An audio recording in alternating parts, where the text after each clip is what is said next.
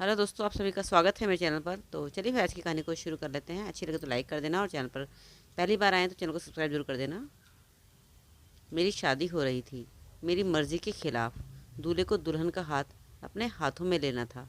जब ऐसा पंडित ने कहा तो मैंने उदास मन से अपने पिता की ओर देखा, जो बहुत ही गुस्से में मुझे देखे जा रहे थे। मेरा दिल जोर जोर से धड़क रहा था।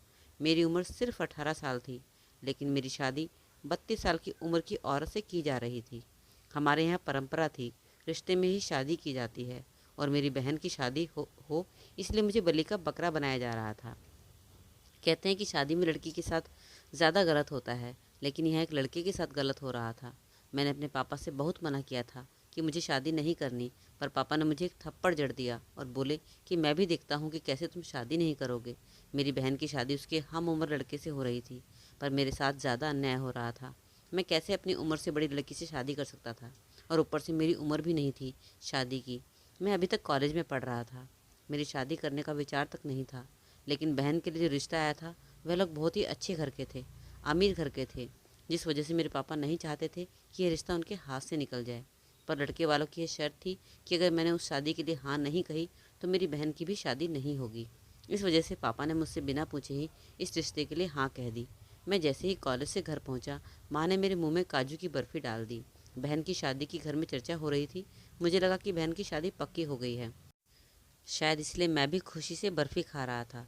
उतने में माँ कहने लगी, अगले महीने दीदी के साथ तुम्हारी भी शादी तय हो गई है। यह सुनते ही तो वह बर्फ़ी मेरे गले से नीचे ही नहीं उतर रही थी। वह मुझे कड़वी लगने लगी थी, क्योंकि मुझे ये शादी करनी ही नहीं थी, और ना ही मेरी उम्र थी शादी की। मैंने कहा, माँ मुझे शादी नहीं करनी, और ना ही मेरी उम्र है अभी शादी की। तो माँ कहने लगी, मुझे पता है, लेकिन साक्षी की शादी तय हो गई है, और अपने समाज में रिश्ते के बदले रिश्ता दिया जाता है। मैंने माँ से कई बार मना किया, क्योंकि मुझे पता था कि कविता साक्षी दीदी के पति की बहन थी, और उम्र में काफ़ी बड़ी भी थी, और उसी से मेरी शादी तय की जा रही थी। जब मैंने रात में पापा से मना किया तो वह मुझ पर चिल्लाने लगे और बोले कि अपनी बहन की खुशी के लिए क्या तुम शादी नहीं कर सकते, लेकिन मैं क्यों बलि का बकरा बनूं। तब पापा ने दीदी से कहने लगे कि मैंने कहा था ना कि तुम्हें इसे कॉलेज भेजना ठीक नहीं। मेरे साथ खेत में काम में लगा रहता तो अकल ठिकाने आ गई होती। कॉलेज जाकर इसकी जुबान ज़्यादा ही चलने लग गई है। मुझे पढ़ने की बहुत इच्छा थी, पर पापा नहीं मान रहे थे। वह तो दीदी ही थी जिसके कारण मैं कॉलेज में था। मेरी इच्छा थी कि मैं खूब पढ़ लिख कर वकालत करूँ, और इस कुरीति, इस परंपरा के खिलाफ आवाज़ उठाऊँ, और इसे हमेशा के लिए ख़त्म कर दूँ। लेकिन मेरे सपने पर मेरे परिवार वालों ने और गांव की इस परंपरा ने पानी फेर दिया। जो बहन आज तक मेरा साथ देती थी, वह आज मुंह फुलाकर बैठी थी, क्योंकि मेरी ना से उसकी शादी टूट सकती थी। वह रिश्ता उसके लिए एकदम सही था, और साथ ही वह लड़का हम उम्र और अमीर था। मुझे अपनी बहन के स्वार्थीपन पर बहुत गुस्सा आ रहा था। मैंने खाना खाना तक छोड़ दिया, पर इससे घर वालों पर कोई असर नहीं हुआ। जिस दिन मेरी शादी थी मैं बहुत रोया, पर माँ तक को मुझ पर दया नहीं आ रही थी। रात में हमारी शादी हुई, और दीदी की विदाई होने वाली थी, और कविता हमारे घर आने वाली थी। जब मैंने खड़ी सामने अपनी पत्नी को देखा तो लगा कि वहीं ज़मीन पर अपना सर पटक दूं। वह मेरी पत्नी कम और माँ ज़्यादा लग रही थी। अगर पापा को रिश्ते में शादी करने का इतना ही शौक था तो उन्होंने ही क्यों नहीं शादी कर ली थी। मेरी ज़िंदगी क्यों बर्बाद की। मेरा मन उसके पास जाने को बिल्कुल नहीं था। माँ ने उसे मेरे कमरे में भेज दिया, पर मेरी ना इच्छा थी उसके कमरे में जाने की और ना ही ये शादी करने की। मेरे तो कुछ अलग ही सपने थे, अब वह चूर चूर हो गए थे। थोड़ी देर बाद माँ मेरे कमरे में आई और मुझसे कहने लगी, जाओ, बहू तुम्हारी राह देख रही है। मैंने कुछ नहीं कहा। कहता भी तो क्या, और कुछ मेरे कहने से क्या था। यहाँ किसी को कोई फ़र्क नहीं पड़ रहा था। जब मैं अपने कमरे में आया तो वह सिर पर पल्लू ले बैठी हुई थी। मुझे उस पर दया आ रही थी।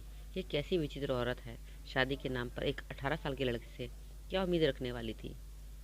उसे लगा होगा कि मैं उसके पास जाऊंगा, उसकी तारीफ़ करूंगा, उसे अंगूठी गिफ्ट करूंगा, पर मैंने ऐसा कुछ भी नहीं किया, क्योंकि मुझे कुछ पता ही नहीं था। मुझे नहीं पता था कि क्या किया जाता है और क्या नहीं, बिल्कुल भी नहीं।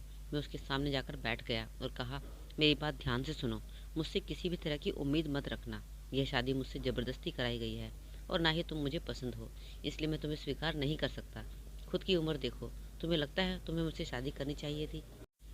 यह सुनकर वह चुप रही, कुछ नहीं बोली। मैंने उससे यह भी कह दिया कि वह सवेरे हमारे बीच जो कोई भी बात हुई है उन्हें किसी को नहीं बताएगी, और मेरे अपना तकिया उठाया और नीचे से चादर डालकर सोने लगा। उतने में उसकी आवाज़ आई, हालांकि उम्र में आप मुझसे छोटे हैं, पर रिश्ते से आपका मान बड़ा है, इसलिए आप बेड पर लेट जाइए। मैं नीचे चटाई पर सो जाती हूँ। मुझे तो लगा था कि अमीर घर की है, इसलिए शायद मेरी बात सुनकर मुझ पर ही गुस्सा ना हो जाए या फिर लड़ने लग जाए, लेकिन यहाँ तो वह एकदम शांत थी। मैंने भी सोचा कि मैं तो मर्द हूँ, कम उम्र का हूँ तो क्या हुआ, पर हूँ तो उसका पति ही ना। मैं क्यों ज़मीन पर सोऊं? मैं बेड पर सो गया। बाद में वह कपड़े बदलकर एक सादा ड्रेस पहनकर बाहर आई और आकर ज़मीन पर लेट गई। सुबह उठी तो किसी ने दरवाज़ा खटखटाया। खटखटाने की आवाज़ से वह झट से उठी और चटाई कोने में खड़ी कर दी और तकिया बेड पर ही रख दिया। फिर उसने अपने सीधे लंबे बाल पर कलेचर से बांधे और सर पर पल्लू लेकर दरवाज़ा खोला। माँ दरवाजे पर खड़ी थी। माँ को देखा, उसने पैर छुए और माँ ने भी उसे खुशी खुशी आशीर्वाद दिया और कहा कि मैंने नाश्ता बना दिया है, दोनों तैयार होकर बाहर आ जाओ, सभी नाश्ते के लिए इंतज़ार कर रहे हैं। उसने सिर्फ सिर हिलाया। थोड़ी देर बाद हम दोनों बाहर आए और सभी ने मिलकर नाश्ता किया। 4-5 दिन बाद दीदी घर आई और उसकी खुशी उसके चेहरे से साफ झलक रही थी। मेरे जीवन में सब कुछ शांति से चल रहा था। कविता ने भी घर की सारी जिम्मेदारी उठा ली थी। मेरे भी सारे काम वही करती थी। मुझे उसे कुछ कहने की ज़रूरत ही नहीं पड़ती थी। मेरी ग्रेजुएशन पूरी हुई फर्स्ट क्लास से। घर में सभी खुश थे। कविता भी बहुत खुश थी। लेकिन जब मैंने पापा से कहा कि मुझे आगे बढ़ना है और शहर जाकर लॉ के लिए एडमिशन लेना है, तो पापा मुझ पर चिल्लाने लगे और कहने लगे, बहुत पढ़ाई हो गई, अब कल से चुपचाप मेरे साथ खेती में हाथ बटाना। शादीशुदा हो तुम, अब एक बीवी है, कल को बच्चे भी होंगे, तुम शहर में पढ़ाई करोगे और क्या मैं तुम्हारे बच्चों को संभालूंगा? तब मैं चुप रहा और वहाँ से चला गया। कविता अमीर घर से ताल्लुक़ रखती थी और साथ ही दीदी भी उस घर में ऐशो आराम से रह रही थी, इसलिए दीदी से अब मेरी बातचीत ज़्यादा नहीं होती थी, जो वह मेरी किसी मामले में हेल्प कर पाती। मुझे दीदी से वैसे भी चिढ़ होने लगी थी, इसलिए मैं उनसे कोई बात नहीं करना चाहता था। रात में जब मैं कमरे में गया तो कविता से कहा कि मुझे पता है माँ और पापा तुम्हारी बात नहीं टालेंगे, इसलिए तुम उन्हें राज़ी करो। मुझे लॉ की पढ़ाई के लिए शहर भेजने के लिए कहें। इसलिए उसने कहा कि तुम चिंता मत करो, मैं माँ और पापा जी से बात करूँगी। मुझे नहीं पता कब और कैसे कविता ने मेरे माता पिता को इस बात के लिए राज़ी कर लिया था। मैं शहर जाकर लॉ की पढ़ाई करने लगा। अब मैं महीने में एक बार ही गांव आता था। समय ऐसे ही बीत रहा था। मैंने लॉ की डिग्री हासिल की। मैं उस क्षेत्र में नया नया ही था, पर मैं हर केस पर बहुत मेहनत करता था, जिस वजह से धीरे धीरे मुझे कामयाबी मिलने लगी और प्रसिद्धि भी।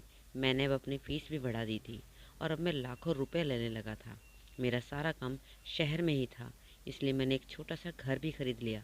हमारी शादी को 7 साल हो गए थे, पर अभी तक मैंने सीमा को हाथ तक नहीं लगाया था। जब मैं गांव पहुंचा तो माँ कहने लगी, बहुत हो गई पढ़ाई, अब तुम वकील बन गए हो, अब तो तुम्हें पोते पोतियों के साथ खेलना है। मैंने कोई जवाब नहीं दिया, क्योंकि अभी भी मेरे मन में कविता के लिए कोई भावना नहीं थी। मैंने माँ से कहा कि माँ, ये सब तो भगवान के हाथों में है। माँ कहने लगी, बेटा मुझे नहीं लगता कि यह बांझ औरत मुझे खुशी दे पाएगी। यह तो एक बांझ औरत है, अब हमें इसे झेलना है। एक काम करो, तुम शहर चले जाओ और दूसरी शादी कर लो। बस एक काम करो, उसे अपने साथ ले जाओ, ताकि यह खबर दीदी के ससुराल तक ना पहुँचे। मुझे भी माँ की बात ठीक लगी कि मैं अपनी ज़िंदगी क्यों इस बूढ़ी औरत के साथ बिताऊं। मैं कविता को अपने साथ शहर ले आया। कविता बहुत खुश थी। उसने मेरा घर शीशे की तरह चमका दिया था। हर चीज़ सही जगह पर थी। घर बहुत साफ सुथरा था। खाना भी बहुत स्वादिष्ट बनाती थी। 4-5 महीने ही हुए थे कि कोर्ट का एक सीनियर वकील मेरे पास आया और वह मेरे काम से बहुत प्रभावित था। उसने खुद ही उसकी लड़की के लिए मेरा हाथ मांगा। वह लड़की भी अपने पापा के साथ कोर्ट आई हुई थी। वह कहने लगा कि देखो, मैं तुम्हारे काम से बहुत प्रभावित हूँ और मेरी लड़की भी तुम्हें पसंद करती है। मेरा मानना है कि तुम दोनों 4 बार मिलकर बोल चाल कर देख लो। अगर तुम दोनों की अंडरस्टैंडिंग बैठी तो मेरी तरफ से ये रिश्ता पक्का है। वह लड़की दिखने में बहुत सुंदर थी और मुझे अच्छी भी लगी। इसी वजह से मैं उससे मिलने 2-3 दिन होटल में बाहर गया। मैं उस लड़की से शादी करने के लिए भी राज़ी हो गया, पर मैंने उनसे कहा कि मुझे आपकी लड़की पसंद है, पर मैं आपसे झूठ नहीं बोलना चाहता। देखो, मेरी पहले से ही शादी हो गई है और मेरी पत्नी की उम्र 40 साल है। हमारी शादी बस एक परंपरा के तहत हुई थी और मैंने आज तक अपनी पत्नी को हाथ तक नहीं रखा है, इसलिए आपको मुझे मेरी पत्नी के साथ स्वीकार करना होगा। तब वह कहने लगे कि हमें भी कोई दिक्कत नहीं है, बस तुम अपना घर मेरी बेटी के नाम कर दो। मैं भी इस बात के लिए राज़ी हो गया और हमारी शादी हो गई। गांव में किसी को भी शादी के बारे में नहीं पता था, बस मैं अपने घर वालों को ही बताया था। दीदी के ससुराल तक यह बात नहीं पहुंची थी और शायद कविता के घर वालों को भी कविता की कोई ज़्यादा परवाह नहीं थी। शायद वह भी उससे पीछा छुड़ाना चाहते थे, तो उन्होंने कभी भी कविता के बारे में कुछ भी पूछने की कोशिश नहीं की कि वह किस हाल में है।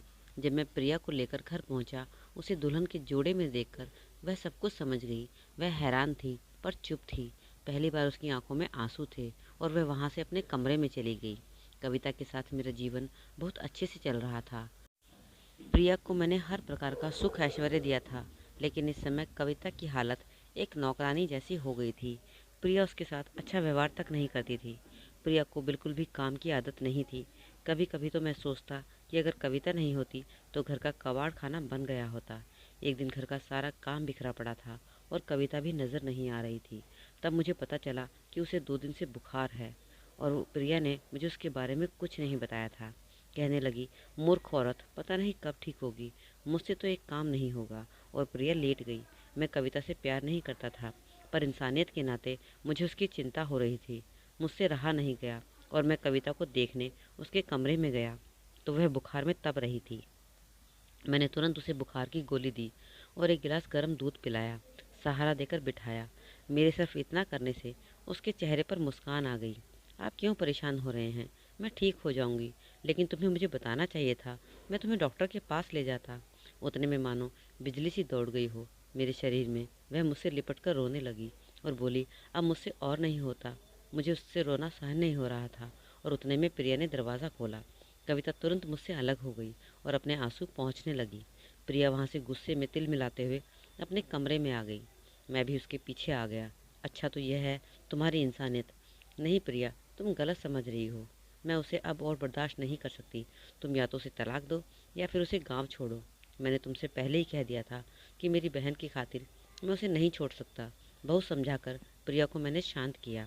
हमारी शादी को 1 साल से ज़्यादा वक्त बीत गया था, पर अभी तक प्रिया माँ नहीं बनी थी। और जब मैंने उससे इस बारे में पूछा तो उसने मुंह टेढ़ा करके कहने लगी कि देखो, मुझे अभी अपनी लाइफ एंजॉय करनी है और तुम्हारे घर वालों के लिए मैं अपनी फिगर ख़राब नहीं कर सकती। अब तो प्रिया और भी ज़्यादा घूमने फिरने लगी। अब वह अकेली ही पार्टियों में भी जाने लगी और देर रात घर से लौटती। इस वजह से हम दोनों में काफ़ी लड़ाइयाँ भी होने लगी थी। जब मैंने उसके पिता से बात की तो वह भी यही बोले कि तुम मेरी बेटी पर ऐसे बंधन नहीं लाद सकते।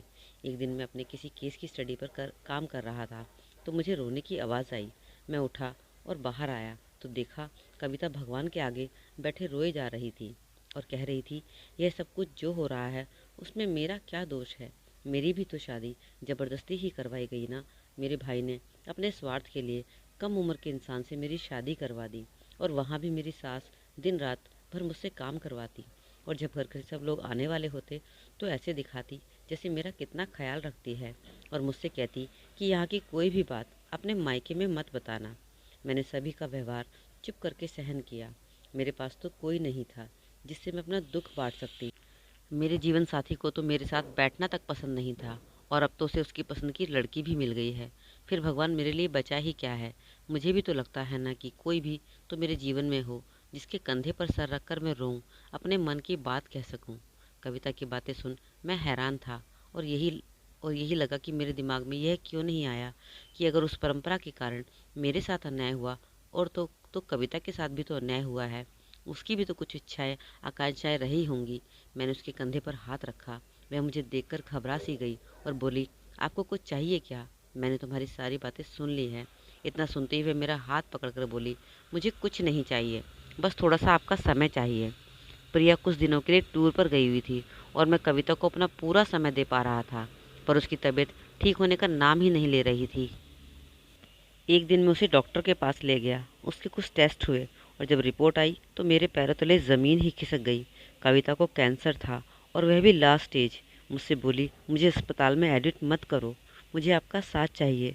उसका सर मेरी गोद में था और उसके आखिरी शब्द थे, आप अभी तक मुझसे नाराज़ तो नहीं हैं? मेरी आंखों में आंसू थे। मैं खुद को एक गुनहगार समझने लगा था। आखिर मैंने उससे सारी सारी ज़िंदगी दिया ही क्या? बस आखिर के कुछ पल मुझे पता ही नहीं क्या हो गया था, पर मैं फूट फूट कर रोए जा रहा था। कविता का जब अंतिम संस्कार करके मैं घर वापस आया तो प्रिया को सब कुछ पता चल चुका था, पर वह तो भगवान को शुक्रिया कर रही थी कि उसे कविता से छुटकारा मिल गया। पर मैं आज भी अपने आप को माफ़ नहीं कर पाया हूँ। मैंने कविता के साथ ऐसा व्यवहार किया। इसमें दोष किसका था, मेरे घर वालों का या समाज की बनाई हुई उस परंपरा का? तो दोस्तों, कहानी कैसी लगी ज़रूर कमेंट में बताइएगा, और अच्छी लगी तो लाइक आपने कर ही दिया होगा और चैनल को भी सब्सक्राइब आपने कर दिया होगा। तो चलिए फिर मिलते हैं अगली कहानी में अपने एक नेक्स्ट वीडियो में। तब तक के लिए अपना ख्याल रखें। Take care, bye bye.